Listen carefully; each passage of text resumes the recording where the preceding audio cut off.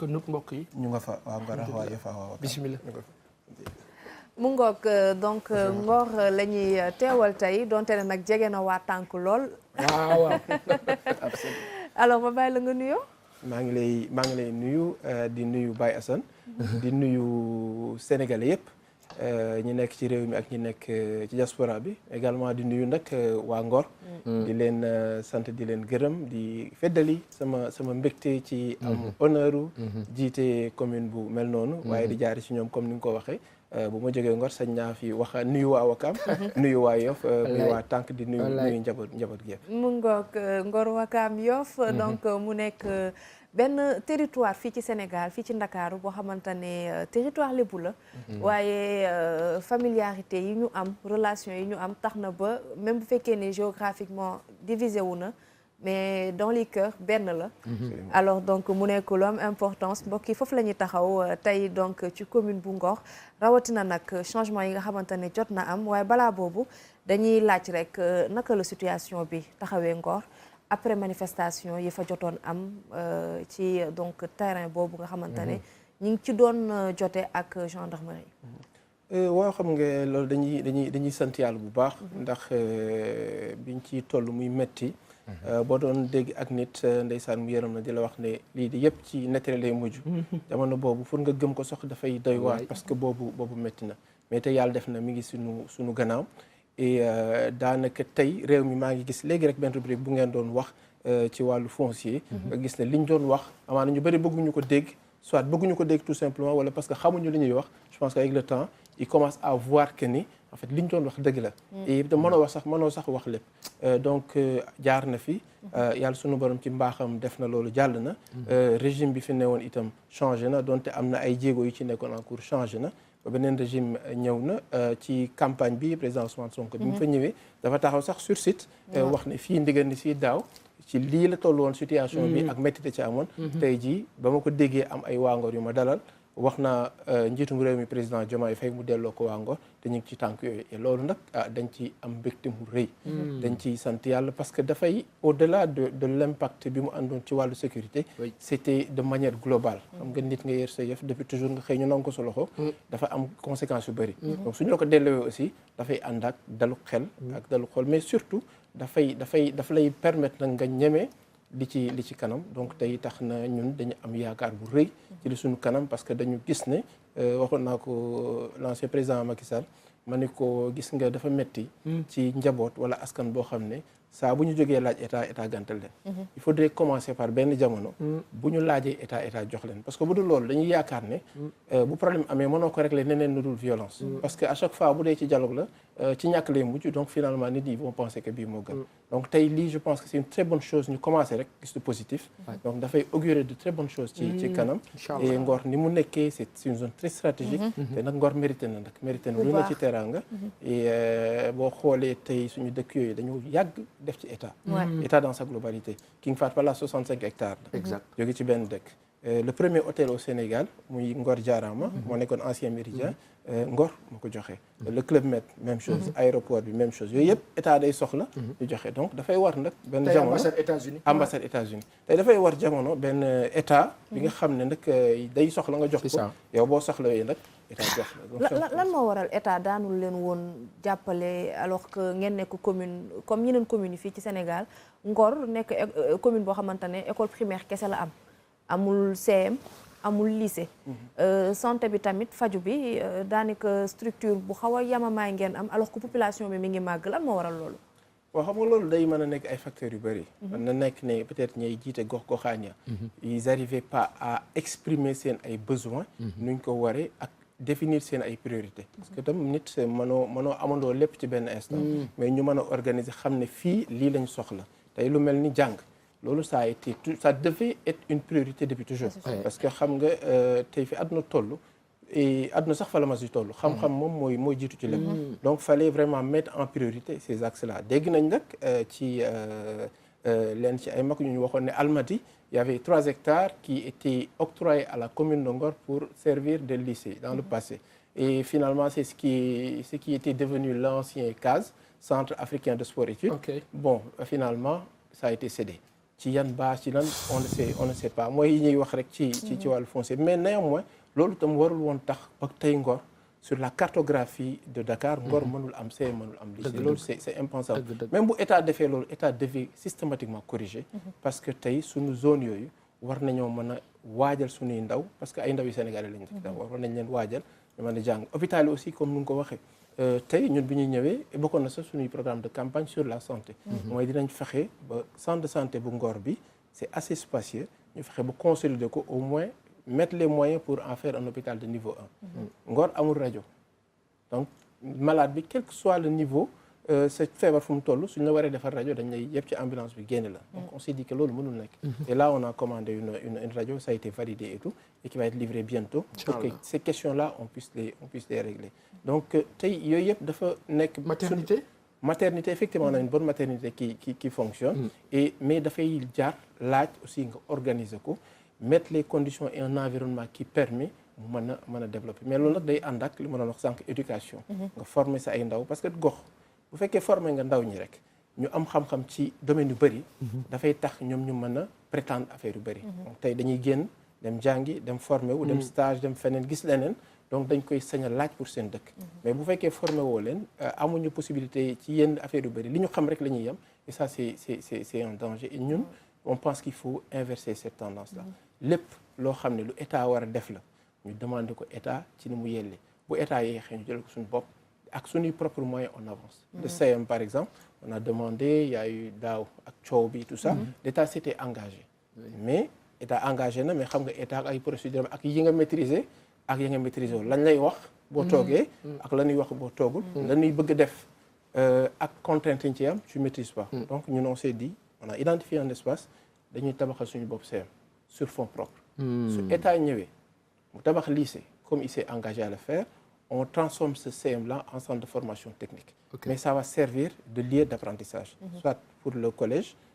enseignement général su fekkee état def na lycée au moins ça nous permet nous d'en faire un centre de formation technique tout de suite on va récupérer ces jeunes qui ont décroché après defal leen formation on va les capaciter on va tout de suite les recycler dugalaat leen dans le circuit pour que rapidement ils puissent être opérationnels mais jusque là ñu ngi chantier boobu mi ngi avancé état ñu ngi xaar un plan a été fait architecture pour le lycée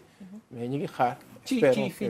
terrain bi ñu gars yi nangoon oui à la base foofu la ñu defoon suñu projet lycée parce que c'est ce qu'on voulait en fait on voulait un lycée foofu et on s'est toujours réclamé pour def ko lycée et à la suite quand il y a eu cette décision là disant que dañ koy scinder en deux on a dit dans tous les cas scinder en deux ou en trois ñun suñu lycée fi lañ ko bëggee on va designer un lycée qui pourrait tenir quel que soit l'espace qu'on aura parce que ñun il faut que xale yi dem jàngi maintenant on va évoluer président Ousmane Sonko wax na ko barki dem l'État va rétrocéder le parking est-ce qu'on va pas redimensionner le projet parce que c'était conclu sur espace bi ñu waxoon ne moom la ñu am parce que bëgguñu woon état dugal ñu ci créneau lii laa la jox nga gedd c'est dit que d'accord jeu d'échec la li ngeen di jox d'accord dinañ fi def li ñu bëgg jusqu'à ce que ñu am leneen lu ko gën on fera encore et encore parce que des lycées des centres de formation technique on en aura toujours besoin ça c'est sûr et loolu moom Ngor soxla na ko et suñuy jeunes soxla nañ ko et aussi dafa l'impact xale yi génn jàngi dafay créer comme économie bi léeg-léeg mu sooxee taux de décrochage dafa kawe mais suñu leen bàyyee noonu rek ça devient un danger. Il faut rapidement les recycler et les mettre dans des centres de formation pour qu'ils puissent être opérationnels. Alors Baye Assane ba tey ci foncier bi mu am beneen problème boo xamante ne tamit Ngor daf ko bokk ak waa Tànk mu di aéroport bi alors am nañu gouvernement bu bees am nañu tamit magistrature bu bees on a changé de président de la République am nañu tamit député yu bees alors lan mooy attente donc 3 communes yooyu par rapport ak foncier boobu tamit waaw xam nga loolu moom yàlla dafa def sax nga may ma sax ma si l'occasion se présente ma renouveler réitérer samay félicitations au président Bassirou Diomaye Diakhar Faye à son premier ministre le président Ousmane Sonko ak ñi mu àndal ci gouvernement bi yëpp damay faral di wax ne gis nga son élection c'est un challenge de génération dafay am yu tey bu Sénégal 54% tànnee koo xam ne ñoo bokk génération ils font appel et confiance à toute une génération. Donc ça dépasse les clivages d'appartenance politique ou religieux, ethnique. loolu ay détails la. suñu génération yàlla dafa def ñun ñooy génération boo xam ne dañoo màgg ci dañoo débrouillard dañuy am kaasu café Touba sax dañ koy bokk dañuy bokk pantalon dañuy bàyyi Assane mooy jënd daal yu bees ma am benn événement ne ko mais kopp sa daal yi alma daal yi ma sol ko dem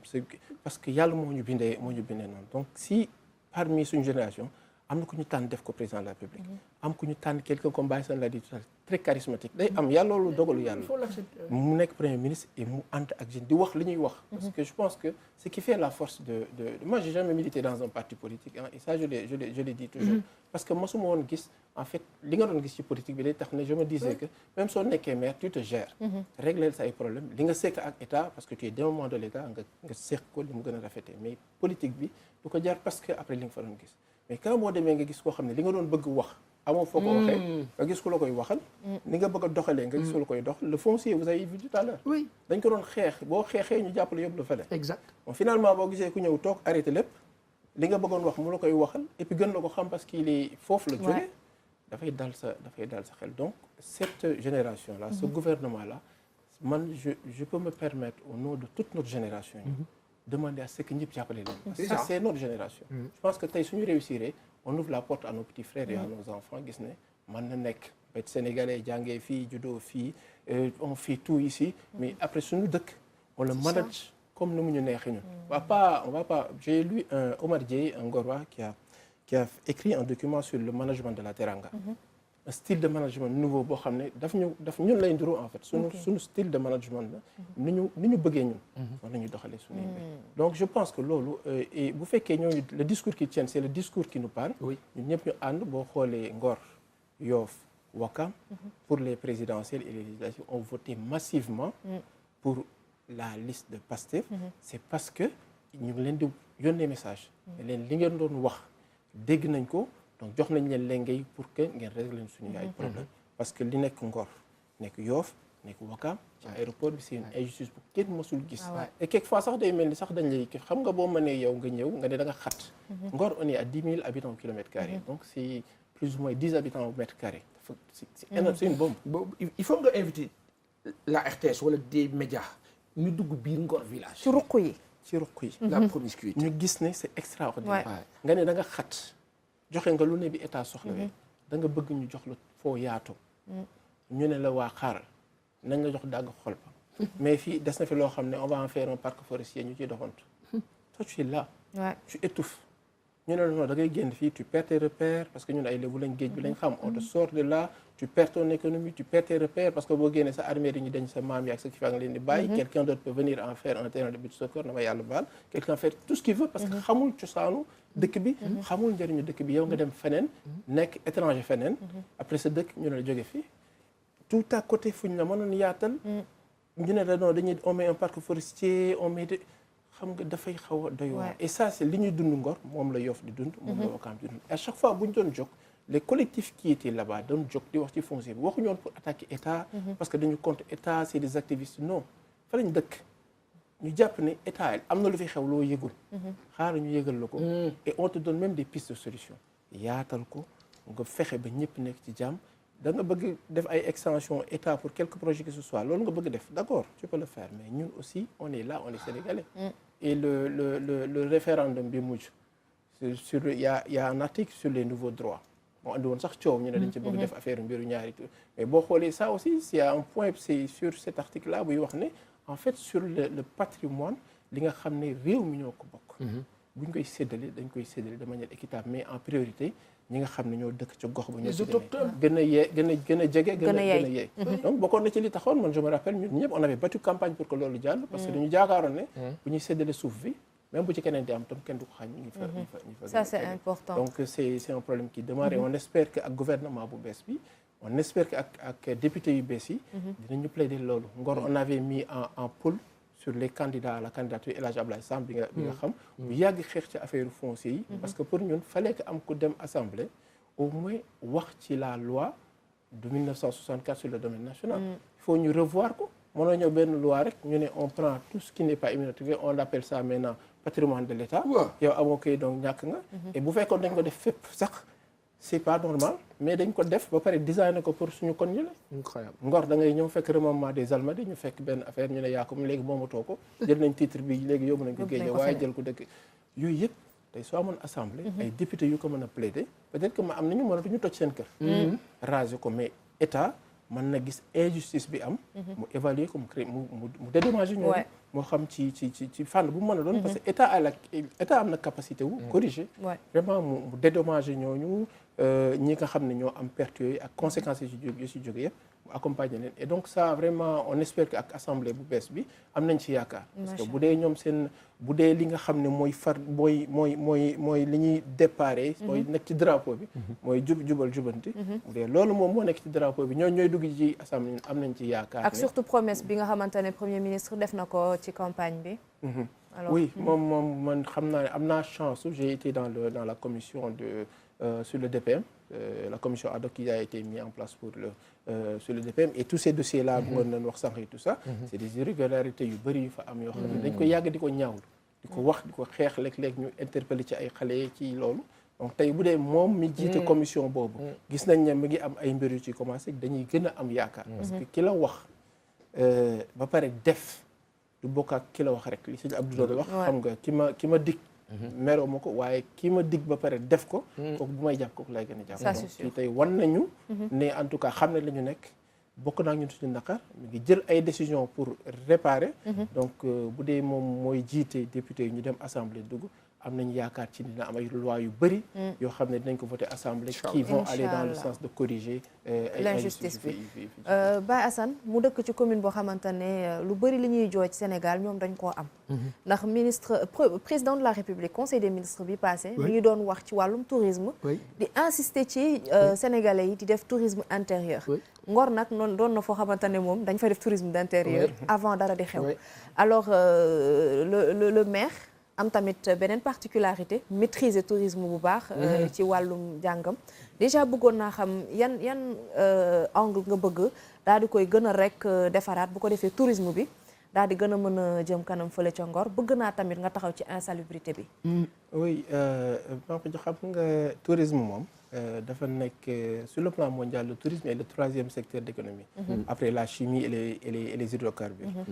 et ça représente à peu près 10% du PIB mondial donc dafa c'est énormissime et Sénégal nekk dëkk boo xam ne dafa yàlla moo ko defee noonu dafa am positionnement sur le tourisme extraordinaire parce que man j'ai fait mes études en tourisme et 2004 laa def sama diplôme technicien supérieur en tourisme et je travaille sur l'impact